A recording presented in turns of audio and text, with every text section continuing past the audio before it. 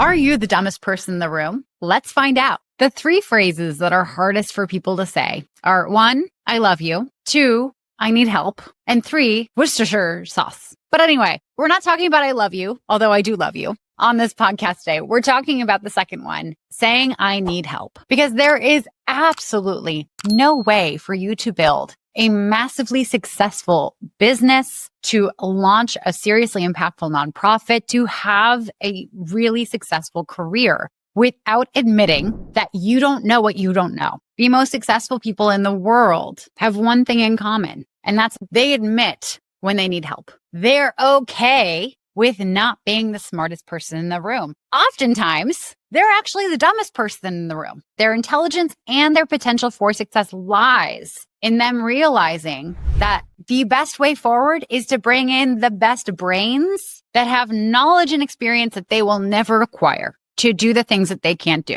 So I've noticed something in my clients that seems like a paradox. My clients who come from fine careers where they did good work, but didn't reach a certain pinnacle of success, actually have an emotionally easier time building their businesses than my clients who had very, very successful careers. I'm talking, they were in the C-suite. They were professors at renowned universities. They were given awards for certain things. I won't say more than that just for confidentiality's sake. But the difference is the person who had kind of a ho-hum career that was fine. They made good money, but it didn't reach those higher levels. They were used to not being the smartest person in the room, right? Because often they were the person that had their sphere of knowledge. They were the expert on their little area. And they were in rooms with other people who had their own sphere of knowledge and were experts in their own little areas. And they were advising the person who was in charge, right? My clients who have been so successful in their careers, who reached the pinnacle of whatever it was that they were doing,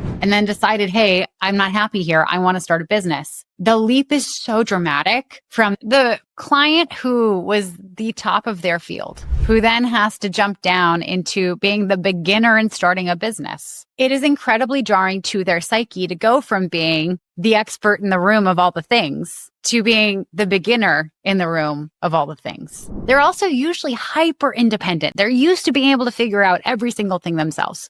Usually also if they're ever in a situation in their previous roles where they were outside of their own depth, they didn't understand all the nuances of the thing, they would just delegate the project to someone else. They didn't have to dive in and be the person who's trying to figure it out, who's information gathering, and then trying to be an expert where they have no experience. So starting a business, so it seems like from the outside, the people who are super successful in their careers before starting a business should be the ones that are most successful in starting a business. But often the hit to the ego is the thing that holds them back the most. Smart, independent, capable people set themselves up for failure every single day because they look back at their track record of doing hard things and being able to figure it out and overcoming. And they think, okay, cool. Well, because I've done it here, here, and here in my life, I should be able to do it here. And when you're starting a business, yeah, absolutely. There's stuff you can figure out. You can figure out how to get a few clients. You can figure out how to use social media. You can figure out how to put together a proposal.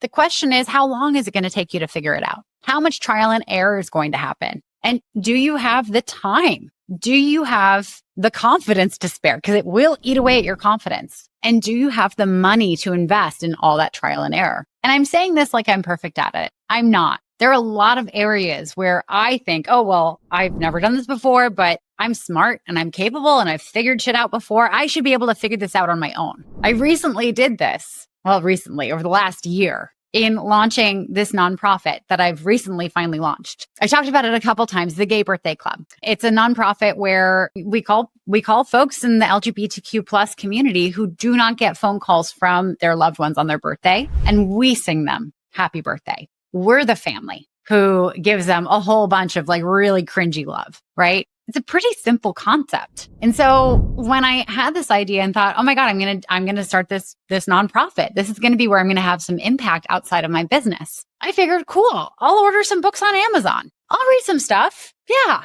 I can figure this out on my own. After about 8 months of half reading these books and half kind of searching online and not really making any progress because I was so intimidated by the fact that I didn't know what was best, I finally decided to reach out to my lawyer and ask for a referral to a lawyer who specializes in launching nonprofits. And really, we only made progress in starting the nonprofit when I reached out for help, when I invested in it, when I admitted I need help. I don't know what I don't know. And I am so glad I did. In what they were able to accomplish in a matter of weeks, I couldn't even get close to starting in 2/3 of a year. Imagine if I had been dead set on trying to figure it out myself. I don't think the nonprofit would have ever happened. I don't think it would have ever launched. It would have just been one of those ideas that I was like constantly talking about for a while. And then realized I was only ever talking about it and gotten embarrassed about because I never launched it, and then hoped that no one ever brought it up to me again. If you're starting a business or a nonprofit and it's kind of just this hobby thing that you're doing for fun, you're not taking it seriously and you don't really care about it being massively successful,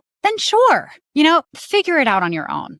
Play around, trial and error. Buy the books to kind of read about how to do the thing and then try it from there. But if you want it to be massively successful, if you want to run a business that eventually makes multiple millions of dollars a year, if you want to launch nonprofits that change lives, that actually have influence and reach, the only way to do it is to let yourself be the dumbest person in the room. In my very cool and hip 20s, I was a knitting teacher. I taught women, I mean, not just women, it's just no men ever signed up for the class, how to knit. And invariably, the first lesson, they would get their supplies and they'd sit down and I'd show them the first couple steps and here's how you do this. And everyone would go from 0 to 1,000 on the frustration scale, getting so angry with themselves for not being able to do it perfectly. This skill that they literally just sat down to start learning 15 minutes before. I found myself constantly saying, you didn't learn how to use a fork overnight. How many of you can use chopsticks? A couple people would raise their hands. Everyone else couldn't.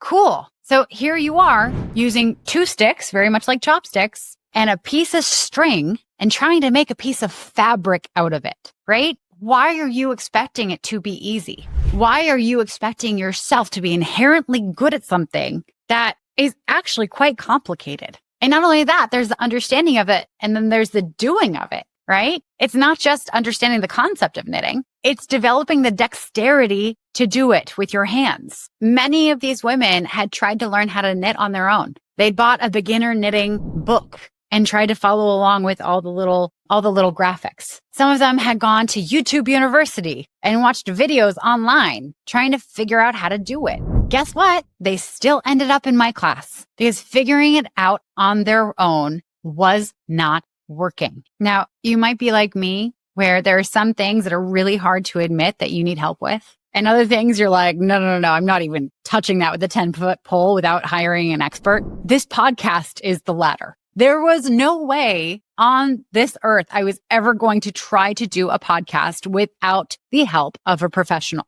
And thankfully, on my first try, I got one of the absolute best professionals in the business, which if you are thinking about starting a podcast, I cannot recommend my producer, Neil Vio, enough. I don't brag on him enough. He's incredible. And when he and I work together, I am absolutely the dumbest person in the room. I don't understand half the things he tells me about this podcast. The numbers, cool. I like numbers. That's nice. How different podcasting platforms work, awesome, dude. I have no interest in even learning about any of it. All I know is I show up and I talk for about an hour or 2 every week. He does his magic and he turns it into a podcast and you guys listen to it, which thank you for listening, by the way.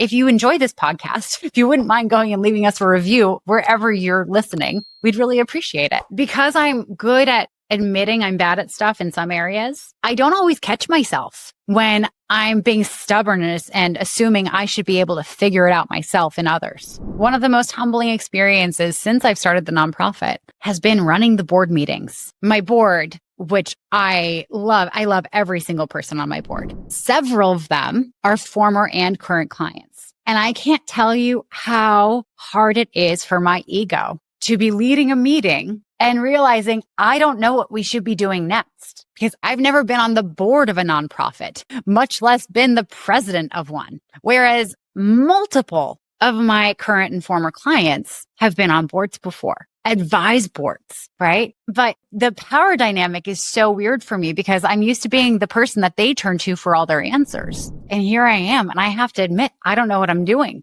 And I have to ask them, what should I be doing? I wish I could give you an exercise that would solve this for you. I wish I could tell you, here are the 3 steps to make it easier to ask for help, to admit that you don't know what you don't know, and to turn to experts and say, hey, listen, I need you to guide me step by step through what I should be doing here because I don't even know where to start. And I hate that I have to tell you that really, for you to get better at it, you have to just go and do it again and do it again and do it again and show your nervous system that it's actually safe for you to admit that you don't know, right? Because what's actually happening for you on a chemical level is because it's so unfamiliar to you to not be the expert, your nervous system is telling you this is dangerous territory. We're not in charge here. And you're so used to being in charge that not being in charge feels like life or death. The only way we train our nervous systems to be okay with things that seem life or death that aren't is to just go and do them over and over and over again and show ourselves that we won't die by doing that. I'm so sorry that that's the answer.